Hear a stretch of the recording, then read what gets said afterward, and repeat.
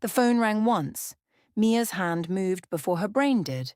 One reach, one reflex, 1 second she would spend the rest of her life wishing she could take back. She picked it up. It's done. The voice on the other end was so calm it was frightening. The kind of calm that didn't come from peace, it came from practice. Brakes on the Maybach are cut. Box him in on Mapo Bridge tonight. Leave nothing. The world tilted. Mia's fingers went numb. The jazz playing overhead suddenly sounded very far away, like it was coming from the bottom of a lake. She was standing in the middle of the Blue Lotus, the most exclusive bar in this district of Seoul, holding a stranger's phone, and someone on the other end of it had just calmly arranged a murder. She set the phone down, slowly, like it was a live grenade. But let's go back, just a few minutes, because none of this would have happened if Mia Collins hadn't been exactly where she was, doing exactly what she always did, holding everything together with both hands and pretending it wasn't heavy. Mia was 26 years old from Baltimore, Maryland, and she had no business being in Seoul. That was the truth she told herself on bad nights, which had become most nights lately.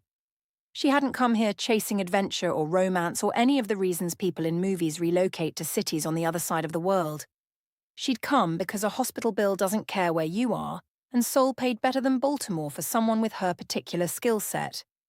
She had been bartending since she was 21. Not casually, not as a gap-year hobby. Seriously, professionally, with the kind of precision that turned heads. She could read a room the way other people read text messages. She knew who was on their second drink and lying about it, who was celebrating something painful, who was about to cause a problem before they knew it themselves.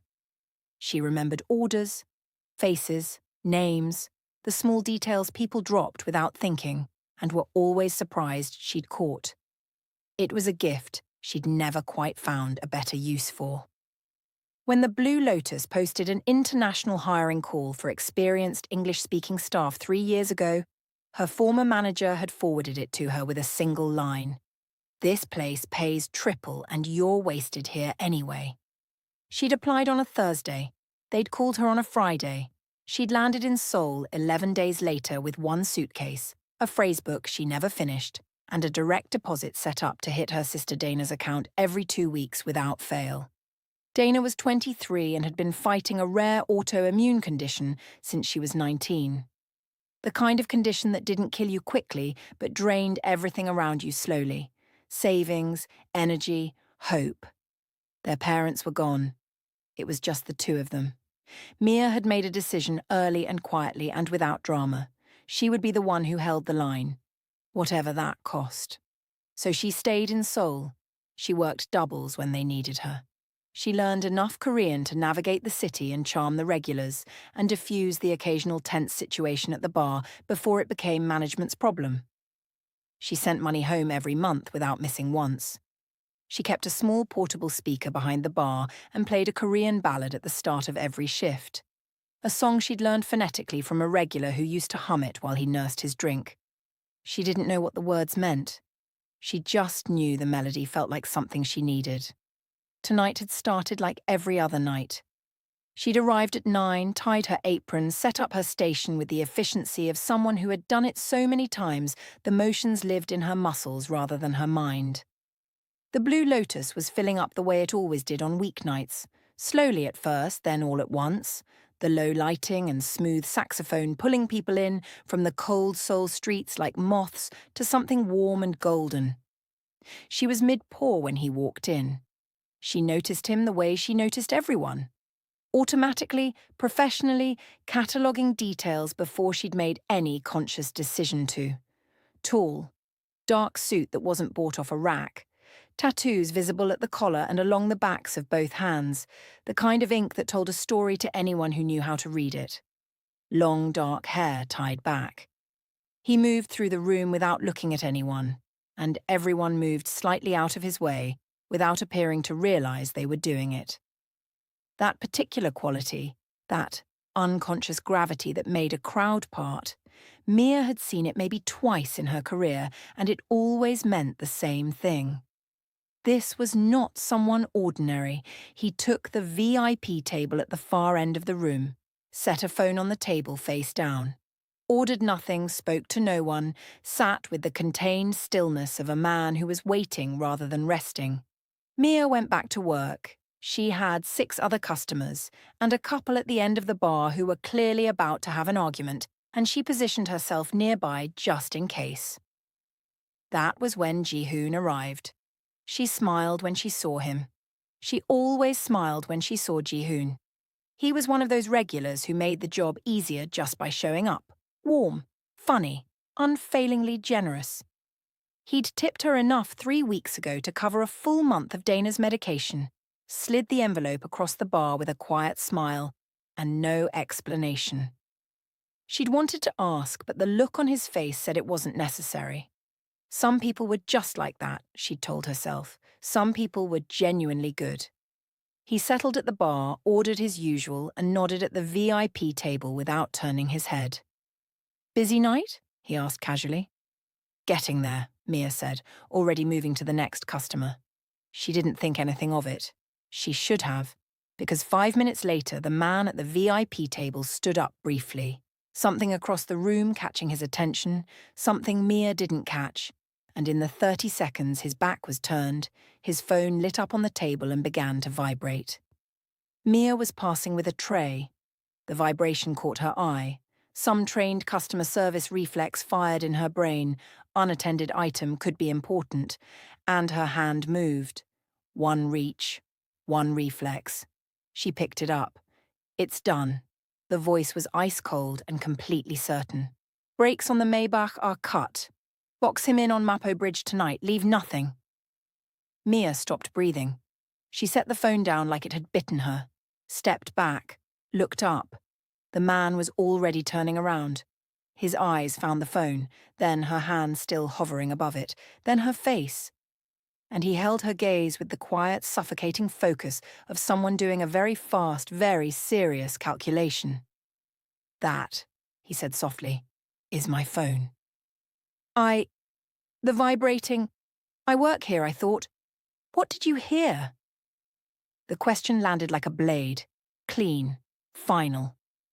Mia's throat tightened and every instinct screamed at her to lie, but his eyes were already reading her face and she understood with cold, absolute clarity that lying to this man was the most dangerous thing she could possibly do.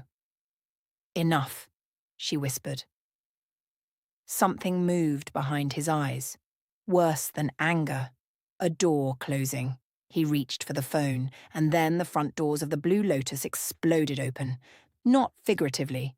The doors physically blew inward, one cracking against the wall hard enough to send a framed photograph crashing to the floor. And 3 men poured through the entrance with the coordinated, purposeful aggression of people who had done this before and felt absolutely nothing about doing it again. Dark clothes. Hands already moving to jacket pockets, eyes scanning the room like machines given a description and a deadline. The crowd lurched. Someone screamed. Mia didn't think. She grabbed the stranger's sleeve with both hands and pulled. "Kitchen. Right now. Move."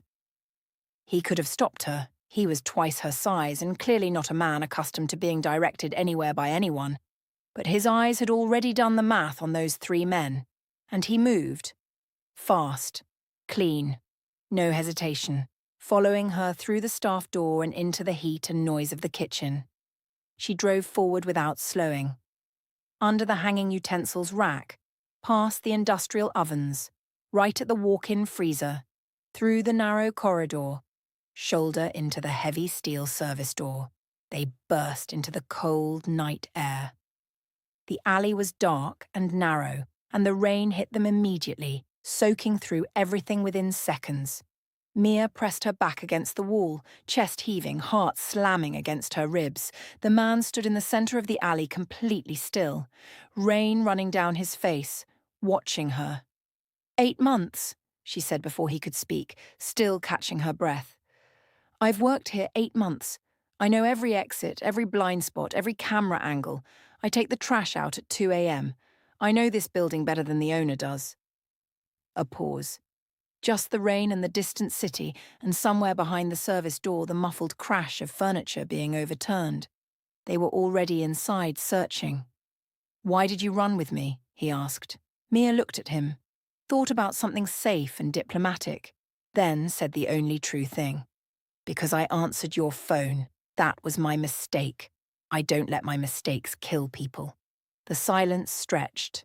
"Tae-jin," he said quietly, like a warning and an introduction at the same time. "Mia," she swallowed hard. "I'm just a bartender." "Not anymore." Before she could respond, something pulled her eyes back to the rain-streaked kitchen window above them. Her blood went cold. Ji-hoon was standing there, still, calm, watching them both in the alley below with an expression of complete composure. And as Mia stared at him through the glass and the rain, he raised his glass slowly.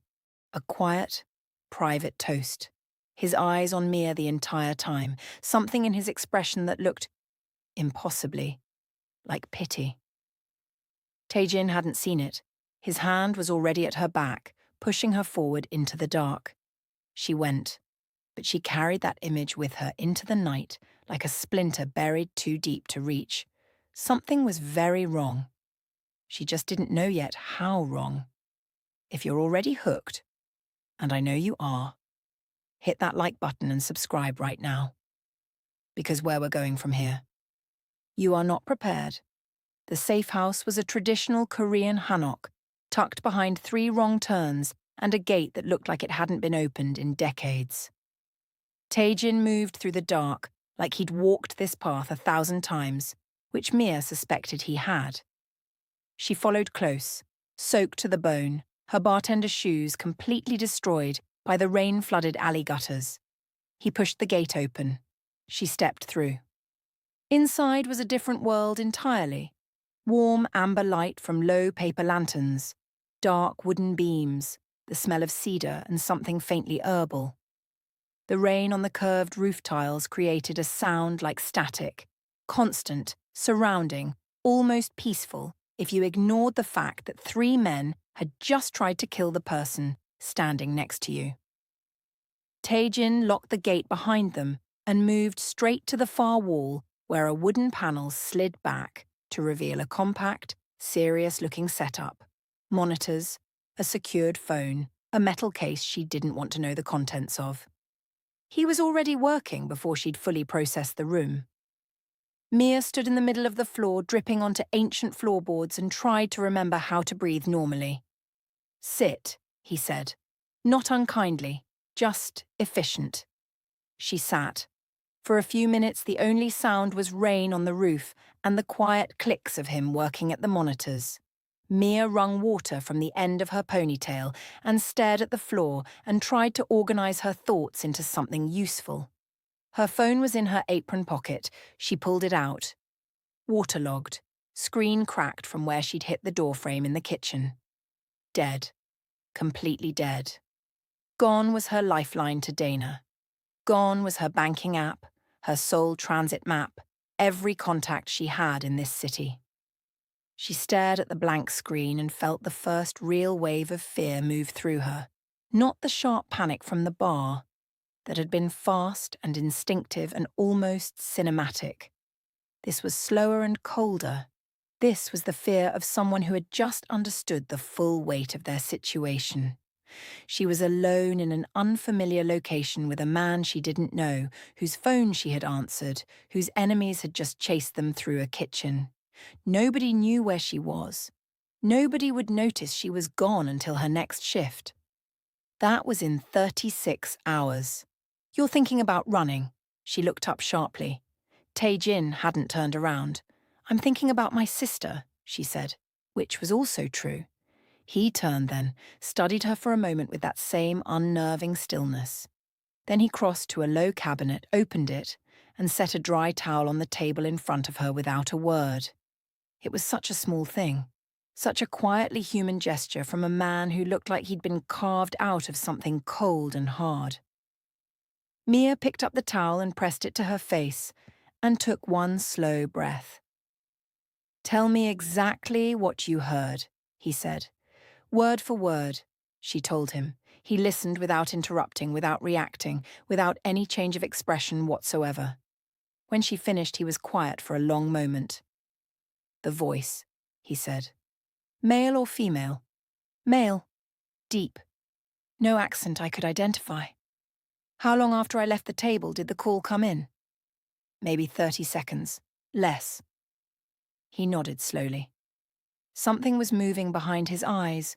Not panic, not anger, but the quiet, methodical turning of a very serious mind working through a very serious problem. Ji-hoon was already at the bar when you arrived, Mia said carefully. Tae-jin's jaw tightened. Just slightly, just enough. He's my brother, he said. The words came out flat and factual and completely devoid of the emotion they should have carried, which told her more about how much emotion was actually there than any outburst would have. Mia said nothing. She thought about Ji-hoon's face in the window, the raised glass, the pity in his eyes. He knew, she said quietly. He was watching the whole thing at the bar. When we got into the alley, he was at the window. He didn't look surprised. He didn't look worried. He looked like... She paused, choosing the word carefully. Like someone watching something they set in motion. The silence that followed was the heaviest thing Mia had ever sat inside. Tae-jin turned back to the monitors. His hands were completely steady on the keyboard. That steadiness somehow made it worse. The idea that a man could absorb the possibility of his own brother's betrayal and keep his hands perfectly still. You should sleep, he said. There's a room at the end of the hall. I'm not going to sleep. Then sit quietly. I can help. He stopped typing, turned around slowly. You're a bartender from Baltimore, he said. And there was something in his voice that wasn't quite contempt but lived in the same neighborhood. You answered a phone you had no business touching. You've been in Seoul for, what, a year? 3 years, she said. 3 years. You know the back exit of one club and you think that makes you useful to me. He looked at her with those flat, measuring eyes. You're not useful to me. You're a liability I haven't decided what to do with yet.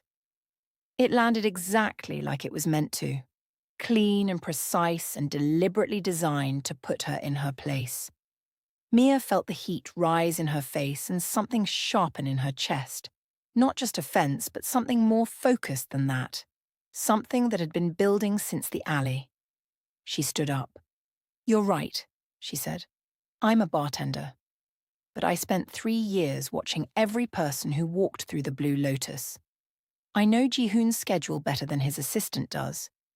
I know who he meets, what he orders when he's tense versus when he's relaxed, who he always positions himself near the exit with, and who he never sits with his back to. She held Tae-jin's gaze without flinching. I know things about your brother's habits and patterns that your entire operation apparently missed, so you can call me a liability if it makes you feel better, or you can use what's in front of you. The silence stretched long enough to be uncomfortable, then long enough to become something else. Tae-jin looked at her, really looked at her, perhaps for the first time since the bar, and Mia had the distinct sensation of being assessed not as a problem but as a variable. The distinction felt important. Sit down, he said finally. She sat. Tell me about his patterns. She told him everything. Every detail her bartender's memory had catalogued over 3 years without ever knowing it mattered. The nights Ji-hoon came in alone versus the nights he brought company. The particular booth he always chose when the company was someone he didn't entirely trust. The way he ordered expensive whiskey when he was celebrating but switched to water when he was stressed, and how in the last 3 weeks he had barely touched a drink at all. Tae-jin listened this time differently. Not just processing, absorbing. His posture shifted almost imperceptibly. The wall between them didn't come down, but something changed in its texture. 3 weeks, he repeated. Exactly 3 weeks. He came in every night for the first week, then every other night, then just twice this past week, but he always stayed exactly long enough to see who else was in the room. He was watching the schedule. Tae-jin said it quietly, almost to himself. He was watching who I met and when. He stood abruptly and moved back to the monitors, pulling up something she couldn't see from her angle. 3 weeks ago, I changed my transport route. Nobody outside my inner circle knew. The implications settled over the room like smoke. Ji-hoon was the inner circle. Mia watched Tae-jin's back and said nothing because there was nothing useful to say. This was the kind of pain that didn't need commentary. She knew what it felt like to have someone you'd built your entire sense of safety around quietly become something else. She knew it in a different way. A smaller, more ordinary way. But she knew the shape of it. She picked up the dry towel again and realized her hands were shaking slightly. Reaction setting in. The body finally catching up to everything the mind had been too busy to feel. She pressed her palms flat on the table. Breathed. Across the room, Tae-jin reached across the monitors and without turning around said, "There's food in the cabinet on the left. Eat something." It wasn't warmth. It wasn't even kindness exactly. But it was something. And in a room full of very few good options, it was enough to make her feel fractionally less alone. She found rice crackers and a sealed container of leftovers that turned out to be cold japchae noodles, and she ate standing up at the counter and watched the rain on the courtyard stones outside, and thought about Dana, and thought about Baltimore, and thought about the fact that the last message she'd sent her sister was a voice note complaining about her feet hurting after a double shift. She would give a great deal to have that be the only problem right now. Behind her, Tae-jin's phone rang. She heard him answer it. She heard the shift in the room's atmosphere before she heard the words. That particular quality of silence that wraps itself around a conversation going badly. Then she heard Ji-hoon's voice. Smooth, almost regretful. And then the words that made Mia's rice crackers turn to dust in her mouth. "I did what I had to do, brother. You would have done the same. Don't you dare click away. Hit subscribe and keep watching, because what Ji-hoon says next will change everything you think you know about this story." Tae-jin didn't move, didn't rage, didn't pace, didn't do any of the things Mia would have expected from a man who had just heard his brother casually confirm he'd tried to have him killed. He stood with the phone pressed to his ear and his back completely straight, and his free hand resting flat and still against the edge of the monitor desk. And he said one word. Why? Not a question. Not exactly. The kind of why that already knows there's no answer good enough, but needs to hear the attempt anyway. Ji-hoon's voice came through the phone clearly enough that Mia, sitting 5 feet away, caught every word. She wasn't sure if Tae-jin had forgotten she was there or had decided it no longer mattered. "You know why," Ji-hoon said. "You've always known. You just chose not to look at it. Tell me." A pause. The sound of Ji-hoon exhaling slowly, like a man finally setting down something he'd been carrying for a very long time. "Song Yuna," Ji-hoon said. The name hit the room like a stone hitting still water. Mia watched Tae-jin's shoulders and saw something happen there. A tightening, a bracing, the physical language of a man who had just heard the one name he wasn't prepared for. "She has nothing to do with this," Tae-jin said quietly. "She has everything to do with this." Ji-hoon's voice shifted, still controlled but something raw moving underneath it now, something that had clearly been contained for a very long time and was done being contained. "You had her removed. You made her disappear from my life without a single conversation, without asking me, without even telling me it was you until I found the paperwork 8 months ago. You decided she was a risk, and you eliminated the risk, and you called it protecting me." His voice cracked on the last 2 words. Just slightly, just enough. "She wasn't a risk, Tae-jin. She was the person I loved. And you took her like she was a problem on a spreadsheet." Silence. "I made a decision that kept you alive," Tae-jin said.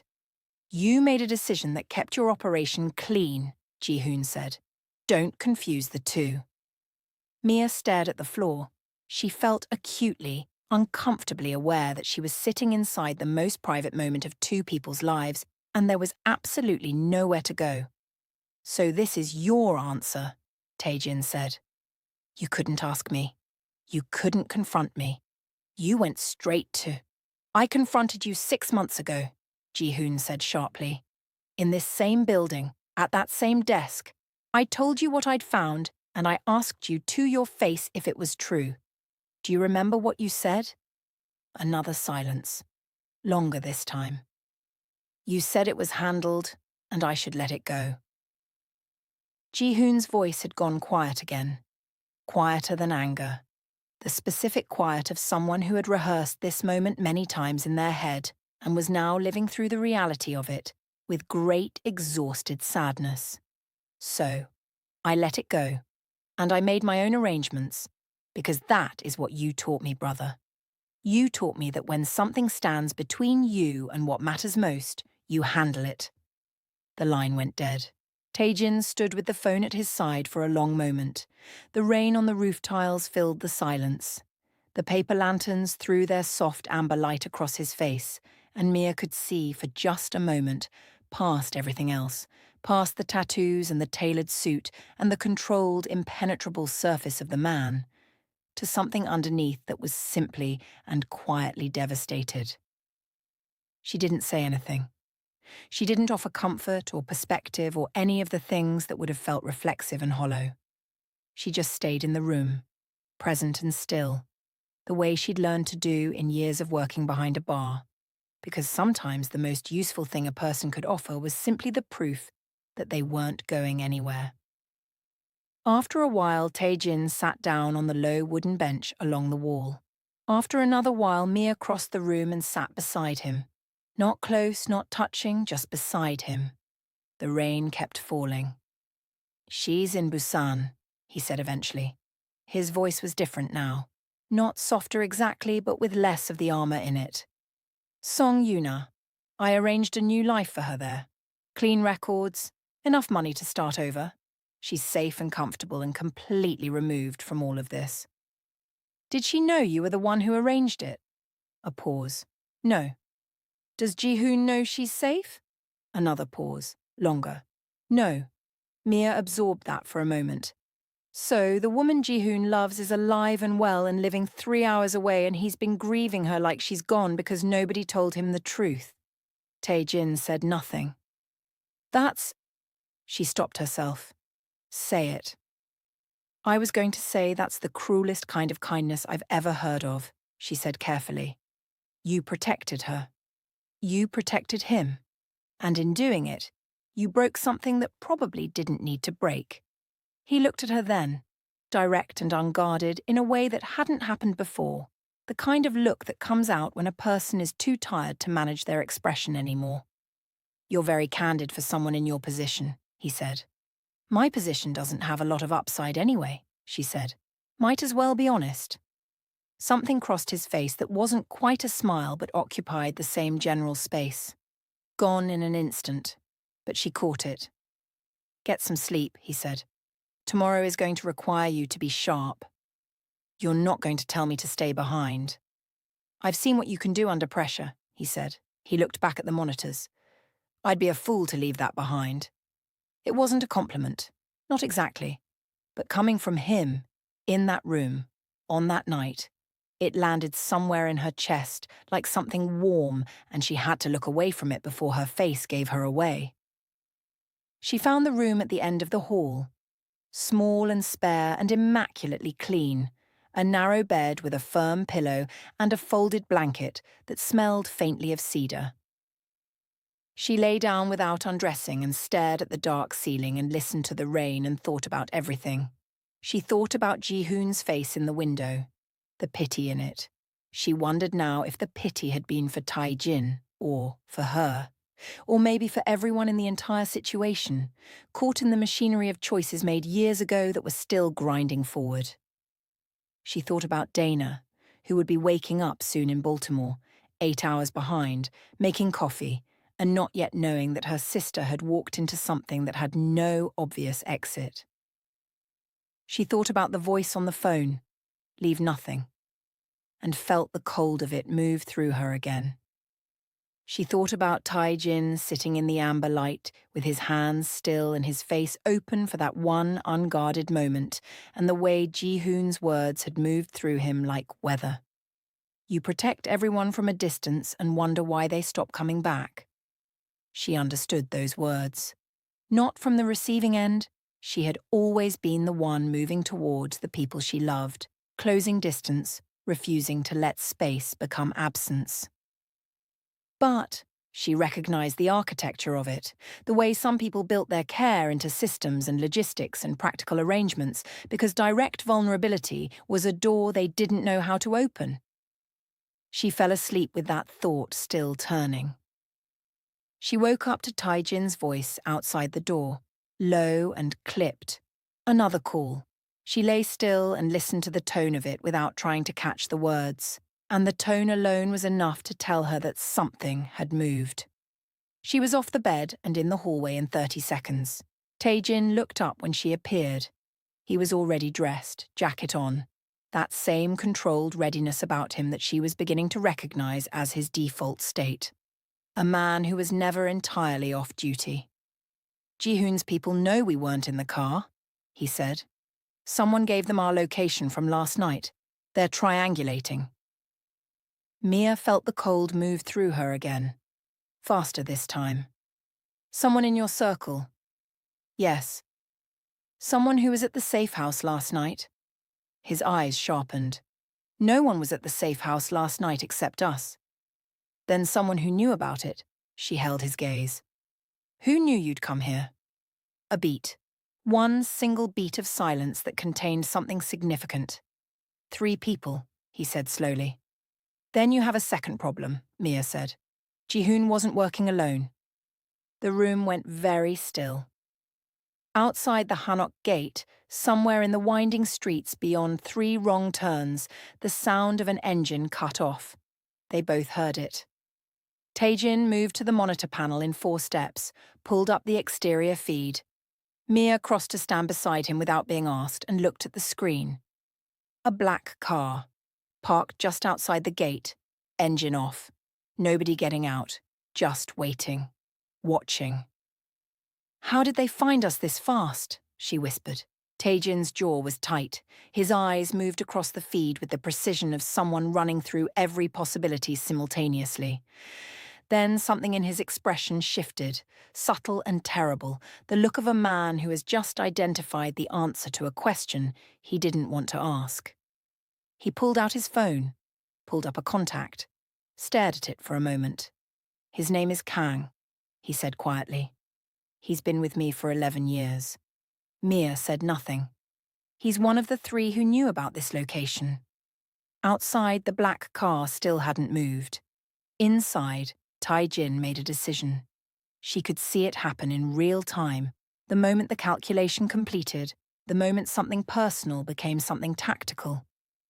He pocketed the phone without making the call, turned away from the monitor, and looked at her with an expression that was as close to asking for something as she suspected he ever got. "There's another way out," she said. "I know there's another way out. I need someone to take it." She understood immediately. "A distraction." "A head start," he corrected. "Same thing." Something flickered between them, fast and unspoken and gone. "Through the back courtyard," he said. "There's a garden door behind the far plum tree. It opens to a maintenance lane. Take it north for 3 blocks, turn left, flag a cab on Insadong-gil. Go to this address." He pressed a card into her hand. "Tell them Taijin sent you. They'll take care of you until I arrive." Mia looked at the card, then at him. "And if you don't arrive?" she asked. He held her gaze for just a moment too long. "I'll arrive," he said. She didn't entirely believe him. She didn't think he entirely believed himself. But she took the card and she squared her shoulders and she went. This story is far from over. Subscribe right now because the next part is where everything Mia thought she understood gets completely turned upside down. The garden door was exactly where he said it would be. Mia pushed through it into a narrow maintenance lane barely wide enough for 2 people to pass each other. The rain had softened to a cold drizzle, the kind that doesn't look like much but soaks through everything anyway. She pulled her damp jacket tighter and moved north, counting blocks, her bartender's shoes finally giving up entirely. The left sole peeling away with every step, slapping against the wet ground like a slow, humiliating countdown. She didn't look back. She wanted to.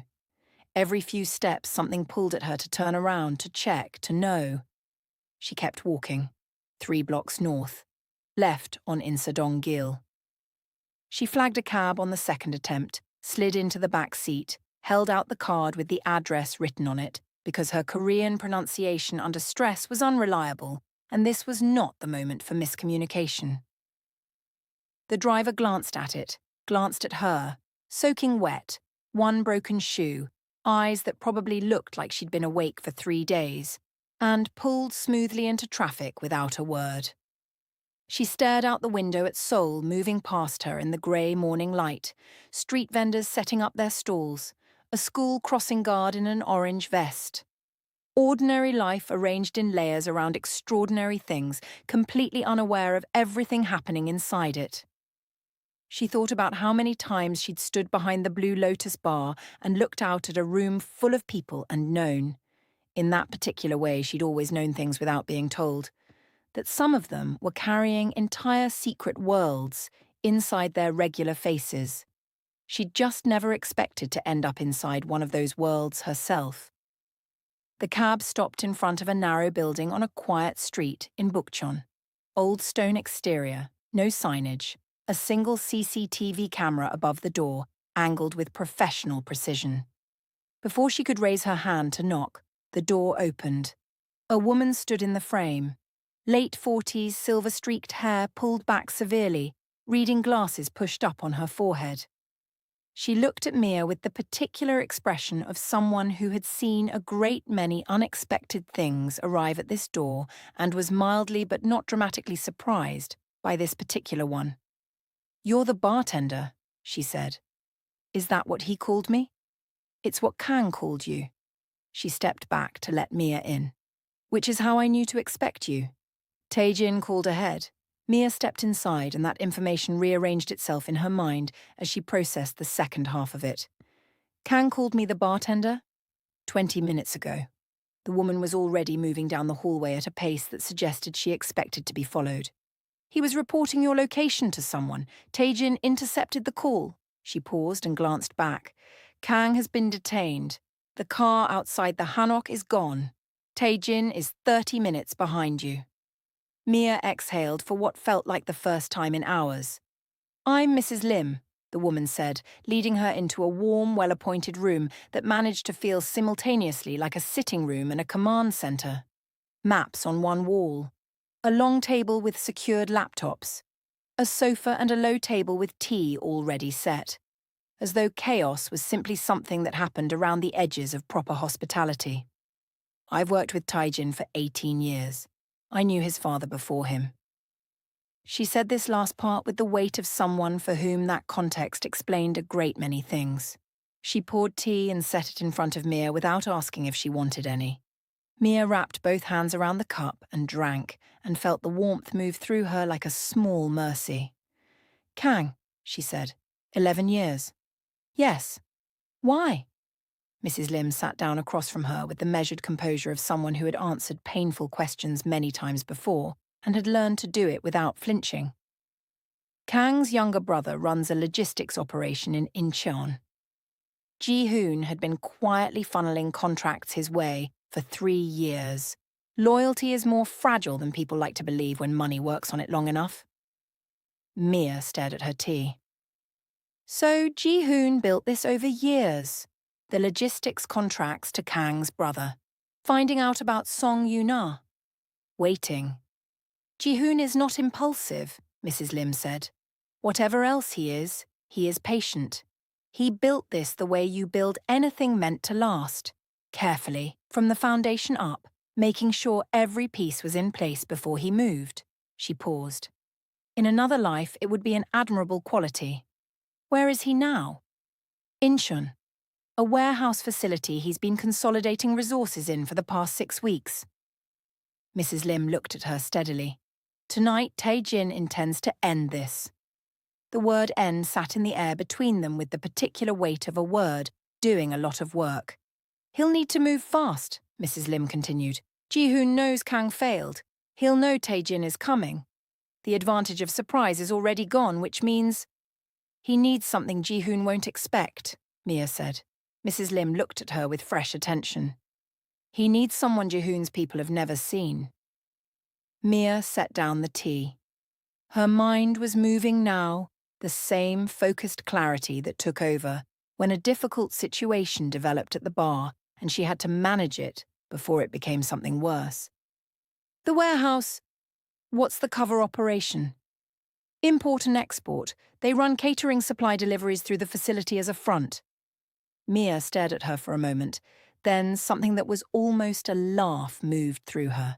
The specific, exhausted, slightly unhinged laugh of someone who has just found an absurd thread of logic connecting several terrible things. I need dry clothes, she said, and a catering uniform if you have one. And I need someone to tell me the layout of that warehouse before Tae-jin gets here because he is absolutely going to tell me to stay behind, and I need to already have a plan good enough that he can't reasonably argue with it. Mrs. Lim studied her for a long moment. Then she stood up, smoothed her jacket, and said, "Follow me." Tae-jin arrived 28 minutes later. Mia was sitting at the long table with a warehouse schematic in front of her, a dry change of clothes that fit well enough, and a cup of tea that had gone cold while she worked. She heard the door, heard Mrs. Lim's voice in the hallway, heard the particular quality of his footsteps, always that same measured weight, always deliberate, and kept her eyes on the schematic. He came into the room, stopped when he saw her. She looked up. He was soaked through, a cut above his left eyebrow that hadn't been there before, jacket torn at the shoulder. He looked like someone who had just moved through a difficult situation with speed and intent. He also looked at her with an expression she hadn't seen on him yet. Something quick and unguarded that appeared and disappeared so fast she almost missed it. Relief. Gone in an instant, replaced by the usual controlled assessment. "You made it," he said. "You said you'd arrive," she said. "I took you at your word." He looked at the schematic on the table, then at her. "Mrs. Lim?" She asked, Mrs. Lim said from the doorway, entirely unbothered. He moved to the table and stood beside Mia looking down at the warehouse layout, close enough that she was aware of the cold still radiating off his jacket. She pointed to the electrical panel she'd identified on the east side of the building. "There's a service entrance on the south side used exclusively for catering deliveries," she said. "Scheduled delivery tonight at 9 p.m. I go in with the delivery, blend with the service staff, and cut the main generator here." She tapped the panel location. "Backup generator is here. I cut that 12 seconds later before it fully kicks in. You get 40 seconds of complete darkness minimum." He was quiet for a moment. "Ji-hoon's people will search the service staff." "I know. They'll find the weapon. Then I won't carry it in." She met his eyes steadily. "I don't need it to cut a generator. I'll move without it. Your people can have it waiting on the outside for when I come back out." He looked at her with that flat, measuring gaze. She held it. "If something goes wrong inside," he started. "Then I'm a bartender from Baltimore who got confused about the delivery address," she said. "I speak accented Korean. I have no record, no connection to you, no reason to be suspected of anything beyond being lost. That's not a weakness. That's cover." The silence stretched. She watched him work through it. Every angle, every risk, the same careful architecture of thought she'd been watching him apply to every decision since the bar.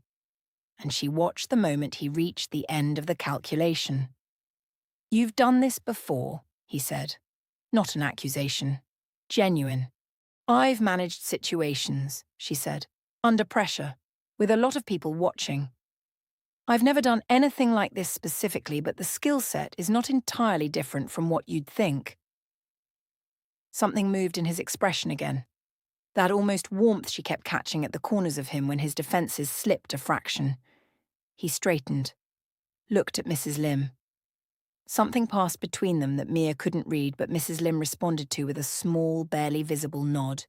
Then Tae-jin looked back at Mia. He reached into his jacket and set something on the table beside the schematic. Small, flat, a knife, folded and compact.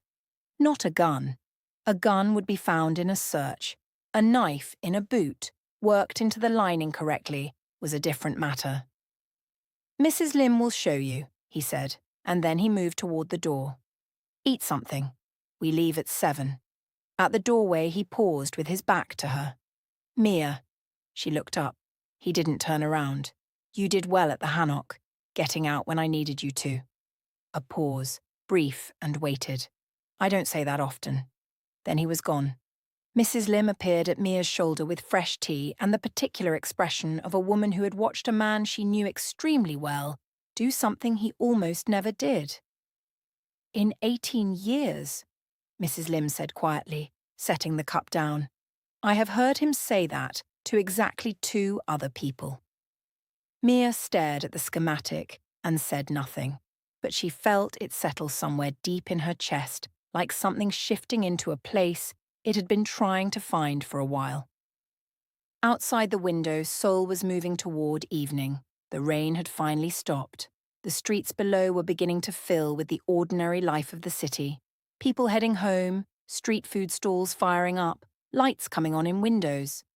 All of it clean and ordinary and completely unaware of the warehouse in Incheon and the man who would be waiting in its darkness tonight.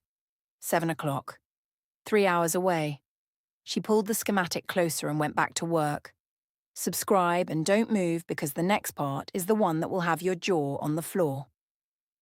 The warehouse district in Incheon smelled like salt water and engine oil and the particular cold of a city that worked through the night, whether anyone was watching or not. Mia sat in the back of an unmarked delivery van with 3 actual catering staff who believed she was a last-minute replacement sent by the agency. She'd spent 40 minutes with Mrs. Lim rehearsing enough Korean service industry vocabulary to pass a casual inspection and not enough to sustain an actual conversation, which meant she needed to stay peripheral, stay busy, and avoid eye contact with anyone who looked like they wanted to chat. She was good at that. 8 months of closing shifts alone had made her very good at being present without being visible. The knife was in her left boot, worked into the lining the way Mrs. Lim had shown her with the calm efficiency of a woman demonstrating something she'd done many times before. It pressed flat against her ankle. She was aware of it with every movement. Not uncomfortably, just present. A fact about the night she couldn't forget. Her phone was new. A burner Mrs. Lim had handed her at 6:50 with Tae-jin's number already in it and a single instruction. 1 text when the generator was cut. No words, just a full stop. That was all he needed to know. That was all she needed to send. She pressed her palms flat on her thighs and breathed. The van slowed. Stopped. She heard voices outside, the checkpoint at the service entrance, exactly where the schematic had shown it. 2 of Ji-hoon's men checking the delivery manifest, running a flashlight across faces, opening the back doors with the bored efficiency of people who had done this same check a dozen times tonight and expected nothing different from this one. The flashlight crossed her face. She blinked against it with the mildly annoyed expression of someone interrupted in the middle of thinking about something more important. The guard's eyes moved on, the doors closed, the van pulled forward. She let out a breath so carefully it was almost silent. Inside, the warehouse was vast and loud and lit with the aggressive brightness of industrial strip lighting that left no shadows anywhere near the main floor. Forklifts moved between stacked crates. Men in suits clustered near a raised platform at the far end, where Ji-hoon stood with 3 people Mia didn't recognize, gesturing at something on a tablet with the focused energy of someone finalizing arrangements. He was dressed impeccably as always, his posture relaxed, his expression pleasant. She looked at him and felt a complicated thing move through her. This was the man who had slid that envelope across the bar for Dana's medication, who had smiled at her like she was someone worth being kind to, who had raised his glass in what she now understood was not a toast to her but a farewell to his own conscience. She looked away and followed the catering staff toward the service tables being set up along the east wall. The electrical panel was exactly where the schematic said it would be, behind a grey utility door marked with a yellow hazard symbol, 15 feet from the service area. casually visible and casually ignorable in the way that important things often were when they were dressed as ordinary things. She counted the steps from the service table to the door. 12. She noted the angle of the nearest camera, covering the main floor, pointed away from the utility door. She noted the guard positioned near the platform, eyes on Ji-hoon, back to the east wall. She began setting out glasses, slowly, methodically, the work of someone with nowhere to be and nothing to hide. Her phone said 7:43. Tae-jin was in position. She didn't know exactly where. Outside the building, waiting in the dark that would only exist once she created it. She thought about that for a moment and found it steadied her more than she expected. The idea of him out there, patient and still, waiting for her signal. She set out more glasses. 7:51. One of the catering staff, a young woman with a kind face who had chatted at Mia during the van ride and graciously pretended not to notice when Mia's responses were halting, appeared at her elbow and offered her a tray of appetizers to circulate. Mia took it. It was actually perfect. Circulating meant movement. Movement meant proximity to the utility door without purpose. She moved through the room with the tray, smiled at the men who took things from it without looking at her. Got closer to the utility door. Closer. A hand closed around her arm. She went completely still. Kept her face neutral by an act of will that took everything she had. The man holding her arm was broad and flat-faced, and looking at her with the particular suspicion of someone whose job was specifically to notice things that were slightly wrong. He said something in Korean. She caught one word. Agency. And understood he was asking which agency she was from. She gave the name Mrs. Lim had told her to give, said it with the mild, slightly impatient energy of someone asked a question they'd already answered twice tonight. He held her arm for one more second. Let go. She moved on with the tray. Her hand was completely steady. She was genuinely surprised by that. 8:04. She circled back toward the east wall, set the tray down on the service table, picked up a cloth and wiped the table with the focused attention of someone whose only concern was a clean surface. Took one step back. 2. Her shoulder blade touched the utility door. She turned, opened it in one smooth motion, and stepped through. The utility corridor was narrow and dim and smelled like dust and electrical heat. She moved to the panel in 8 steps. It was exactly as she'd studied. Main breaker on the left, backup circuit on the right, the backup on a 12-second delay trigger. She looked at the main breaker. This was the moment. On the other side of this moment, everything would move fast and loud and out of her control, and all she could do was her part and trust that Tae-jin would do his. She thought about Dana waking up in Baltimore. She thought about the song she still didn't know the translation of. She thought about a man standing in the dark outside this building, still and patient and waiting for one small signal from her. She pulled the main breaker. The warehouse dropped into absolute darkness. The noise hit immediately and shouting, the crash of something heavy falling, the particular chaos of a large space full of people suddenly robbed of light and certainty. Mia counted in her head. 1, 2, 3. The backup generator hummed to life somewhere beneath her feet, building power, 4 seconds from throwing light back across everything. She hit the backup circuit. Darkness held. She sent the text. 1 full stop. Nothing else. And then she heard it, or rather felt it, a shift in the quality of the chaos outside the utility door, a new purposeful motion cutting through the panicked randomness. Tae-jin was inside.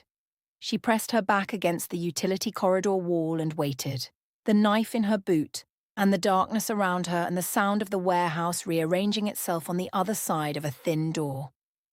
She counted seconds. 30, 40, a minute. The shouting changed in character. Less panic, more specific. The sounds of a situation being resolved by someone who knew exactly what they were doing. Then a sound she wasn't prepared for, directly outside the utility door.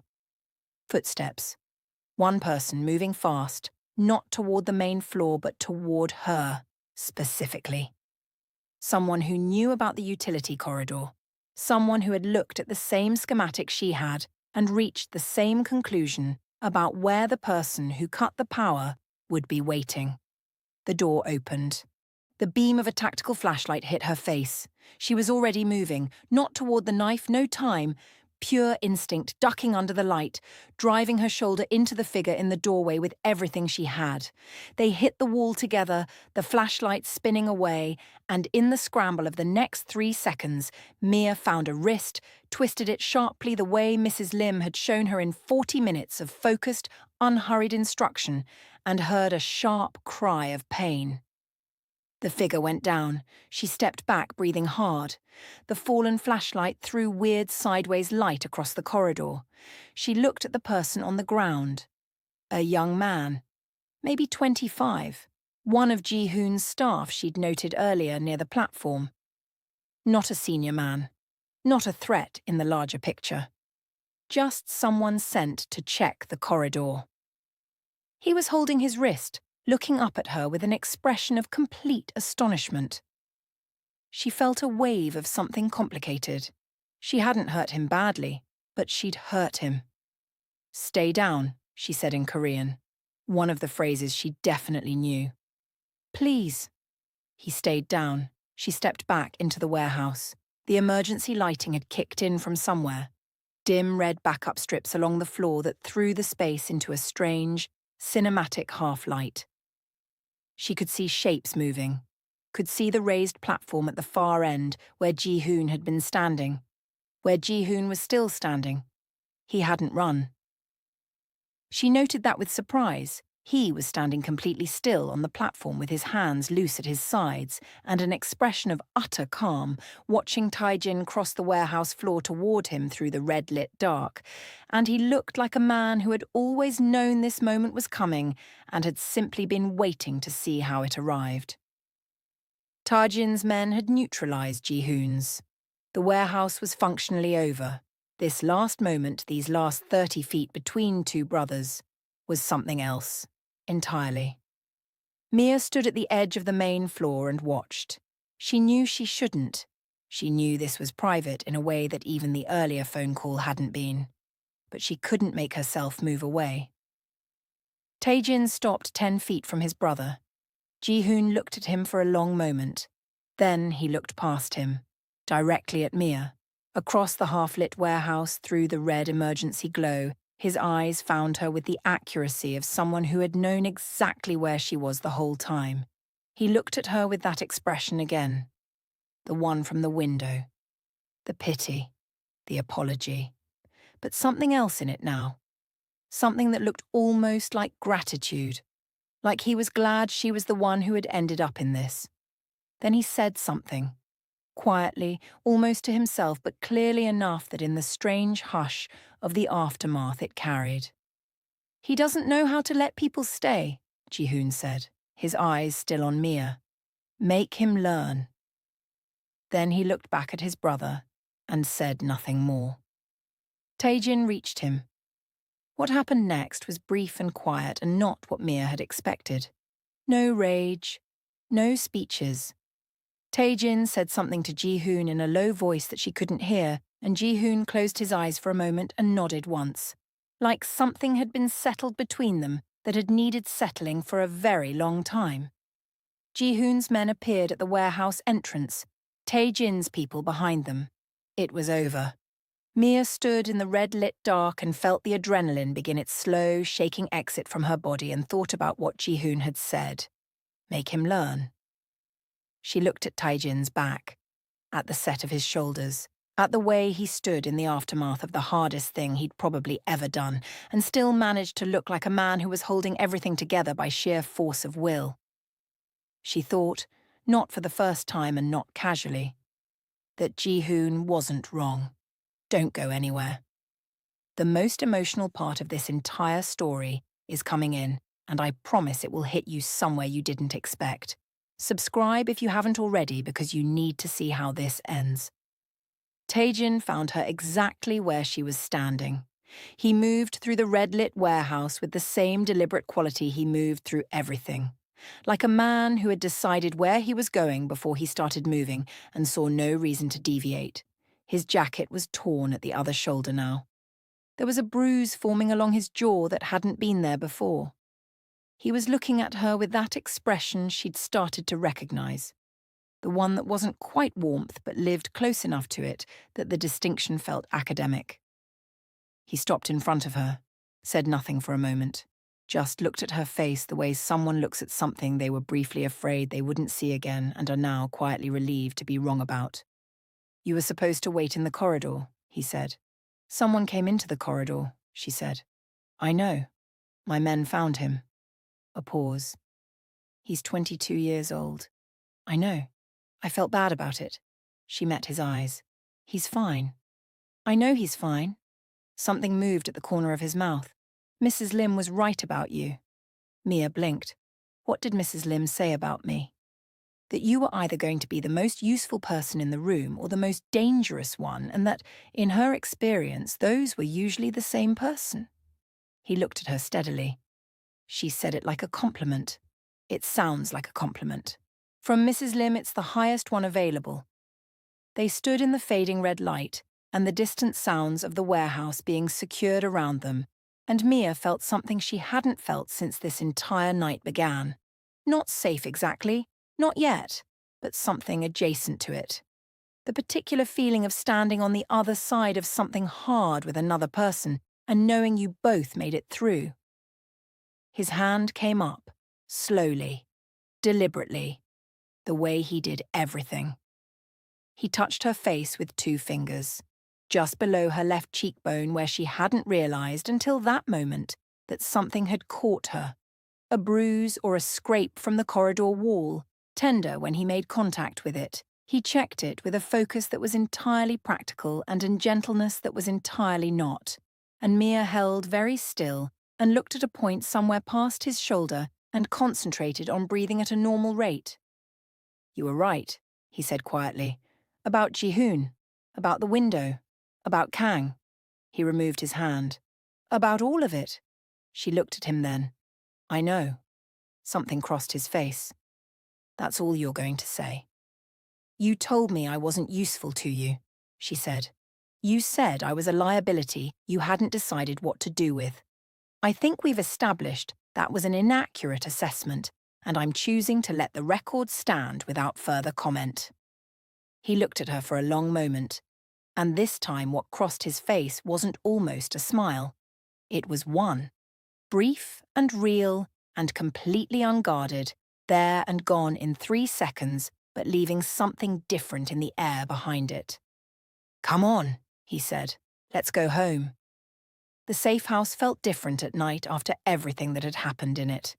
Mia sat on the low bench along the wall while Mrs. Lim, who had appeared within 20 minutes of their return with the reliability of someone who considered crises a scheduling issue to be managed, cleaned the scrape on her cheek with the brisk, non-negotiable efficiency of a woman who had seen worse and would see worse again and was not sentimental about any of it. Tae-jin was at the monitors, always at the monitors, tying up the threads of the night, making calls in that low, clipped voice, managing the aftermath of everything with the systematic focus of someone for whom there was no such thing as an event that didn't require a debrief. But twice while Mrs. Lim worked on her face, Mia looked up and found him looking at her from across the room. Not the calculating assessment from the bar, not the measuring gaze from the alley. Something quieter than either of those. Something she didn't have an immediate word for and decided not to reach for one. "What will happen to Ji-hoon?" she asked Mrs. Lim quietly. Mrs. Lim's hands paused for just a fraction of a second. "That depends on Tae-jin." "And Song Yuna?" This time Mrs. Lim looked at her directly. "You know about her."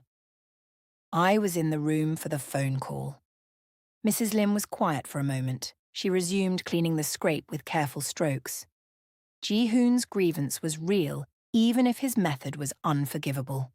A man who knows the full truth of a situation makes better decisions than one who doesn't. She said it simply, without editorial weight.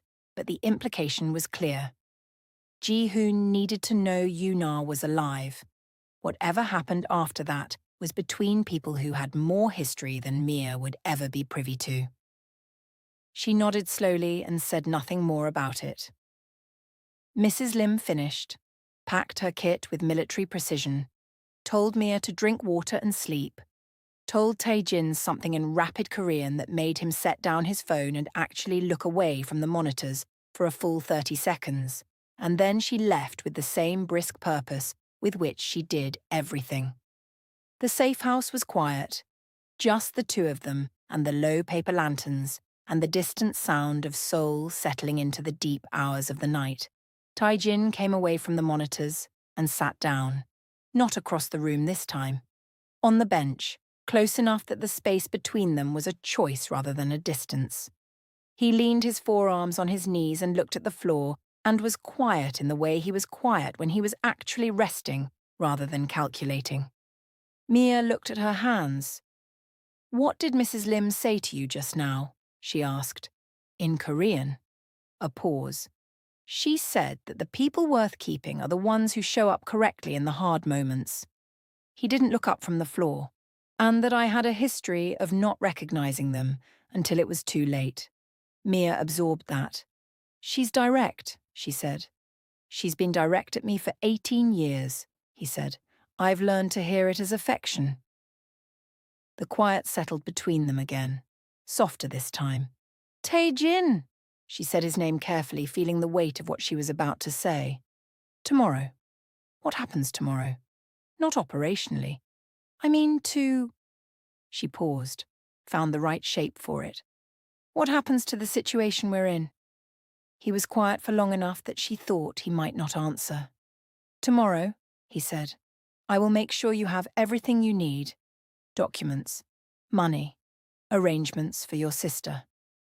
He said it with the straightforward, practical care of someone who expressed things through logistics because direct expression was a door he didn't know how to walk through easily.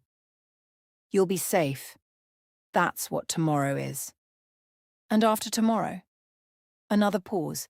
He finally looked at her. The amber lantern light caught the angles of his face and the dark ink at his collar and the particular exhausted honesty of a man at the end of a very long night with no energy left for performance. "I don't know how to answer that question," he said. "Not because I don't want to, because I've spent a long time making sure the answer was always the same. Everyone goes. Everyone leaves. It's cleaner. It's safer." He held her gaze. "I told myself it was protection. Ji-hoon told me tonight that it was fear wearing the clothes of protection." Mia said nothing. Let it breathe. "I'm not telling you this so you'll stay," he said. "I'm telling you because you've been honest with me consistently since the first moment, and you deserve the same back." The lantern light flickered. Outside, Seoul moved through its deep nighttime rhythms, unaware and continuous.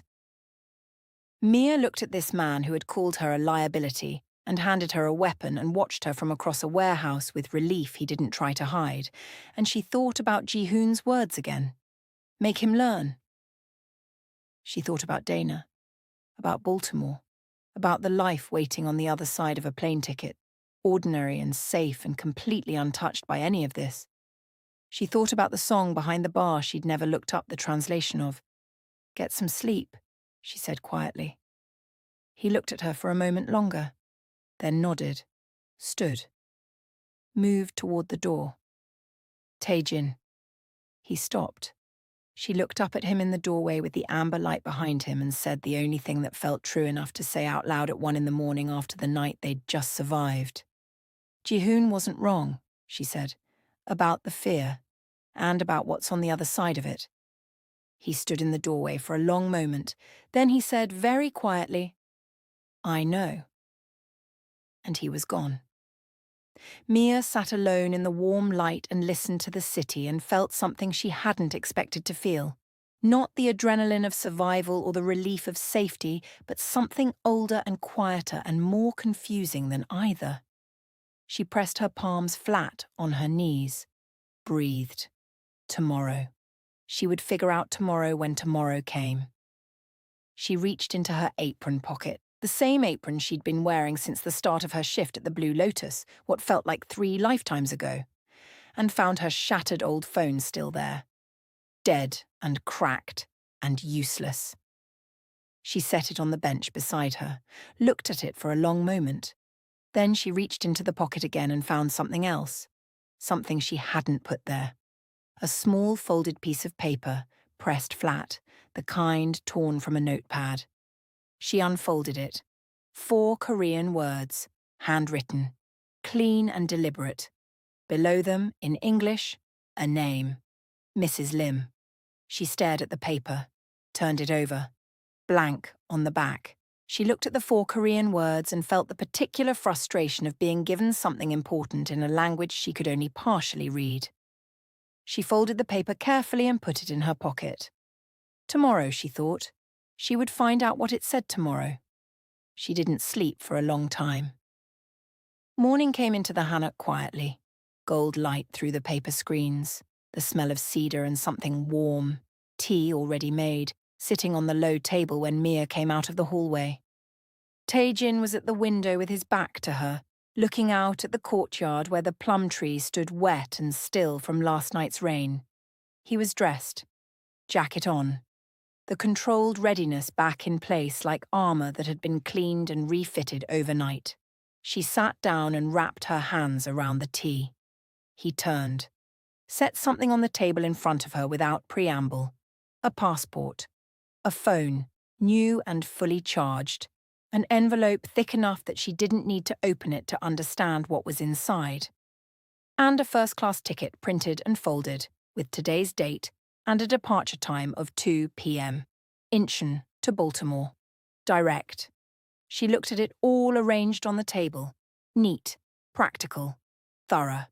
The logistical language of a man who cared about outcomes even when he couldn't manage the space between them.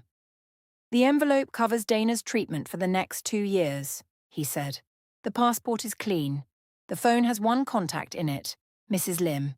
If anything ever feels wrong, if anyone ever approaches you about any of this, you call her first and she handles it.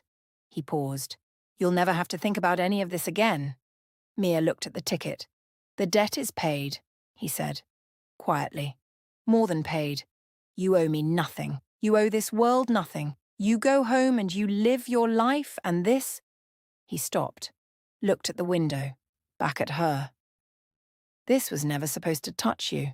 She picked up the ticket, turned it over in her hands, looked at the departure time, 2 p.m., 7 hours from now. Thank you, she said, because it was true and it deserved to be said plainly.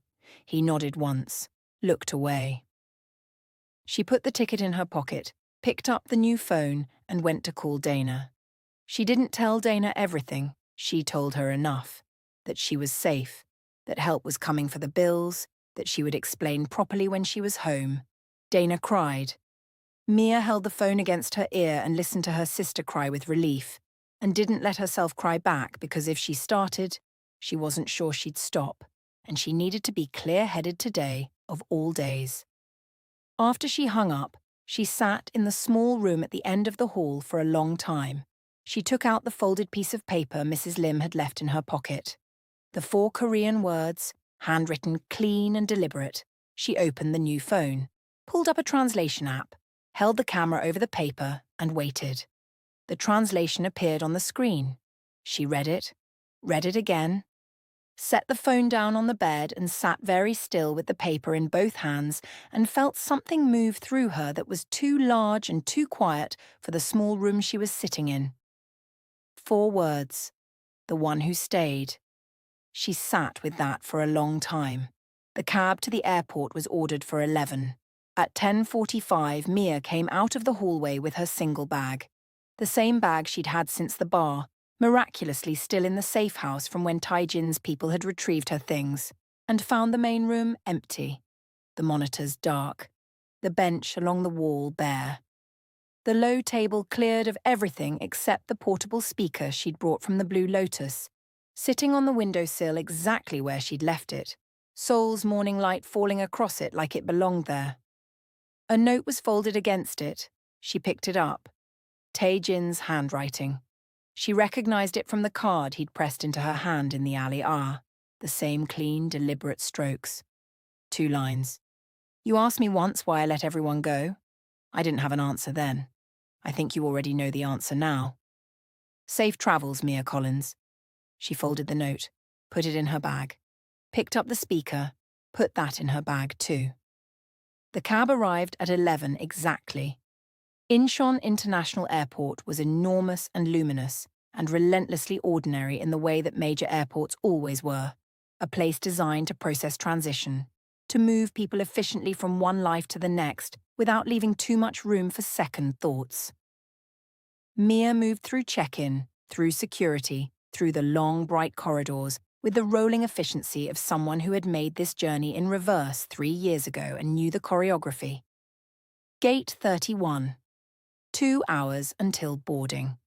She found a seat facing the window and watched planes move on the tarmac in the flat winter light and ate a convenience store rice triangle she didn't taste. Her boarding pass was in her hand. She thought about Baltimore, about Dana's face when she walked through the door, about her own bed, which she had not slept in for 3 years in the apartment she'd been paying for without living in, about ordinary mornings, about silence that didn't contain anything dangerous. She thought about all of it, and it was real, and it was good, and it was waiting for her, and she should get on the plane. Her phone buzzed. Mrs. Lim. She almost didn't open it. Then she did. He told Ji-hoon about Yuna this morning. She's in Busan. Ji-hoon is on a train. I thought you should know. Mia stared at the message. Tae-jin had told his brother the truth. This morning. Before the cab. Before the note. He had sat across from the brother who had tried to have him killed, and he had given him back the thing he'd taken, the truth about the woman Ji-hoon loved, alive and 3 hours away in Busan. She thought about what it had cost him to do that. Not tactically, personally. The admission of what he'd done and why and how wrong the execution had been, even if the instinct behind it had been protection. She thought about a man who expressed care through logistics and safety arrangements, quietly deciding to try something harder, something more direct, something that required him to be wrong out loud. She thought about 4 Korean words, the one who stayed.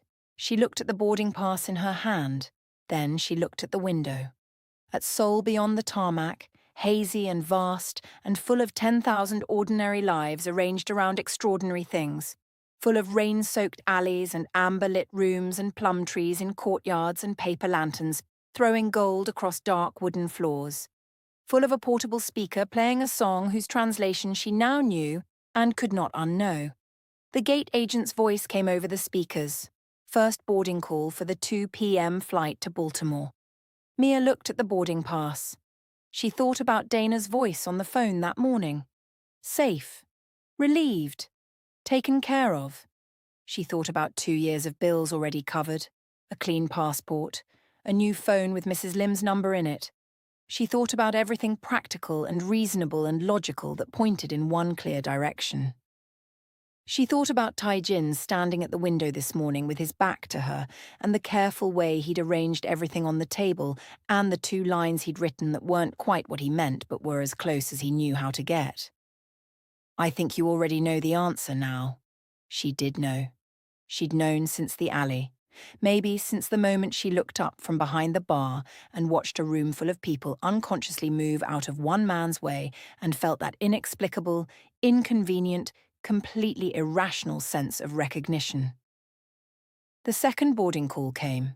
She stood up, picked up her bag, walked to the gate, stood at the gate for a long moment with the boarding pass in her hand, and the agent waiting and the jetway stretching ahead of her towards the ordinary life that was hers by every reasonable measure.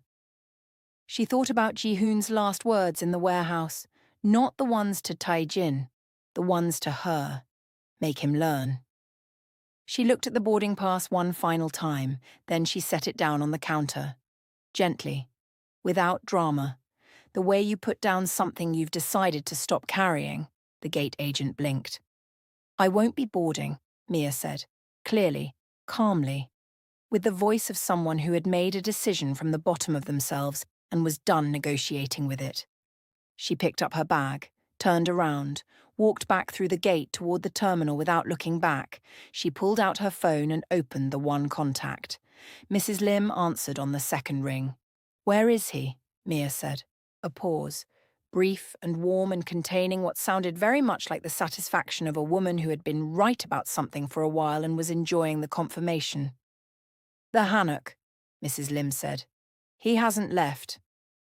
The gate in the courtyard was unlocked. She pushed through it into the courtyard where the plum tree stood quiet in the afternoon light, its wet branches catching the low winter sun and throwing small shadows across the stone path.